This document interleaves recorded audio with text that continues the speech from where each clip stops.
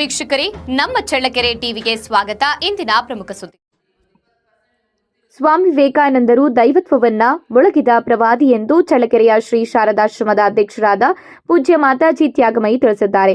ವಾಸವಿ ಕಾಲೋನಿಯ ಶ್ರೀ ಶಾರದಾಶ್ರಮದ ದೇವಸ್ಥಾನದಲ್ಲಿ ಸ್ವಾಮಿ ವಿವೇಕಾನಂದರ 164ನೇ ಜಯಂತ್ಯುತ್ಸವದ ಪ್ರಯುಕ್ತ ಆಯೋಜಿಸಿದ್ದ ವಿಶೇಷ ಸತ್ಸಂಗದ ಕಾರ್ಯಕ್ರಮದ ದಿವ್ಯ ಸಾನ್ನಿಧ್ಯ ವಹಿಸಿ ಅವರು ದೈವತ್ವದ ಪ್ರವಾದಿ ಸ್ವಾಮಿ ವಿವೇಕಾನಂದ ಎಂಬ ವಿಷಯವಾಗಿ ವಿಶೇಷ ಪ್ರವಚನ ನೀಡಿದರು.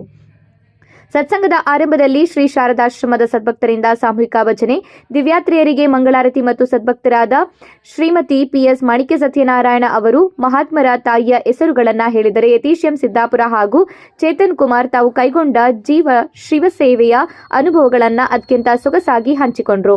ಜಯಂತ್ಯುತ್ಸವ ಕಾರ್ಯಕ್ರಮದಲ್ಲಿ ನಾಗಶಯನ ಗೌತಮ್, ಶ್ರೀಮತಿ ಎಚ್ ಲಕ್ಷ್ಮೀ ದೇವಮ್ಮ, ಅಂಬುಜಾ, ವಿದ್ಯಾ, ಯಶೋಧ, ಜಿ ಪ್ರಕಾಶ್, ನಾಗರತ್ನಮ್ಮ, ಮಲ್ಲಮ್ಮ, ಋತಿಕ್, ಚನ್ನಕೇಶವ, ವಿಜಯಲಕ್ಷ್ಮಿ, ರಮೇಶ್, ನಳಿನಿ, ಕಲ್ಪನಾ, ಕವಿತಾ, ವಾಸ್ವಿ, ಸಂಜನಾ, ಸ್ವಪ್ನ, ಗೀತಾ, ನಾಗರಾಜ್, ಗೀತಾ, ವೆಂಕಟೇಶ್ ರೆಡ್ಡಿ, ಗೋವಿಂದ ಶೆಟ್ಟಿ, ಗೀತಾ ಪ್ರಕಾಶ್, ಗೀತಾ ಭಕ್ತವತ್ಸಲ, ಸಂಧ್ಯಾ, ಬಸವರಾಜಪ್ಪ, ಲಾವಣ್ಯ, ಜಗದಾಂಬ, ಸಂತೋಷ್, ಪುಷ್ಪಲತಾ, ಡಾಕ್ಟರ್ ಭೂಮಿಕಾ ಸೇರಿದಂತೆ ಸಾಕಷ್ಟು ಸಂಖ್ಯೆಯಲ್ಲಿ ಸದ್ಭಕ್ತರು ಭಾಗವಹಿಸಿದರು.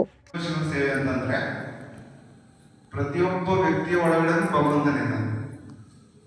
ನಾವು ಕೇವಲ ಮೂರ್ತಿಯಲ್ಲಿ ಮಾತ್ರ ಭಗವಂತನ ನೋಡೋದಲ್ಲ, ನಾವು ಪ್ರತಿಯೊಬ್ಬ ವ್ಯಕ್ತಿಯ ಒಳಗಡೆನೂ ಭಗವಂತನನ್ನ ನೋಡ್ತಕ್ಕಂಥ ಒಂದು ಗುಣವನ್ನು ಬೆಳೆಸ್ಕೋಬೇಕು. ಯಾರು ಜೀವಿಗಳ ಸೇವೆ ಮಾಡ್ತಾರೋ ಅವರು ಏನು ಜೀವಿಗಳ ಸೇವೆ ಮಾಡಿದ್ರೆ ಅದು ಶಿವ ಸೇವೆ ಅಂತ ಸ್ವಾಮೀಜಿಯವರ ಚಿಂತನೆ. ನೀನು ಜೀವಿಗಳ ಸೇವೆ ಮಾಡ್ತಾನೆ ಭಗವಂತನ ಸಾಕ್ಷಾತ್ಕಾರದ ಹಂತದವರೆಗೂ ಹೋಗ್ಬೋದು ಅಂತ ಸ್ವಾಮೀಜಿಯವರು ಹೇಳಿದ್ರು. ಹಾಗಾಗಿ ಜೀವಶಿವ ಸೇವೆಯನ್ನು ಕಲ್ಪನೆ ಇಟ್ಕೊಂಡು ಈ ಒಂದಷ್ಟು ಕೆಲಸಗಳನ್ನು ಮಾಡಲಿಕ್ಕೆ ಸ್ಟಾರ್ಟ್ ಮಾಡಿದ್ವಿ. ನಾವು ಮಾತಾಜಿಯವರ ಹತ್ರ ಒಂದಷ್ಟು ಸಲಹೆ ಈ ಥರ ಮಾತಾಜಿಯವರಿಗೆಲ್ಲ ಕೇಳಿದ್ವಿ. ಅದಕ್ಕೆ ಮಾತಾಜಿಯವರು ಒಂದಷ್ಟು ಸಮ್ಮತಿ ಕೊಟ್ಟರು.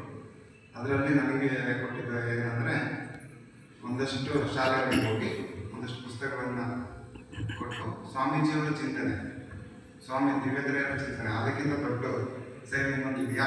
ಹಾಗಾಗಿ ಆ ಕೆಲಸ ಮಾಡಲಿಕ್ಕೆ ನಮಗೆ ಅವಕಾಶ ಮಾಡಿಕೊಟ್ರು.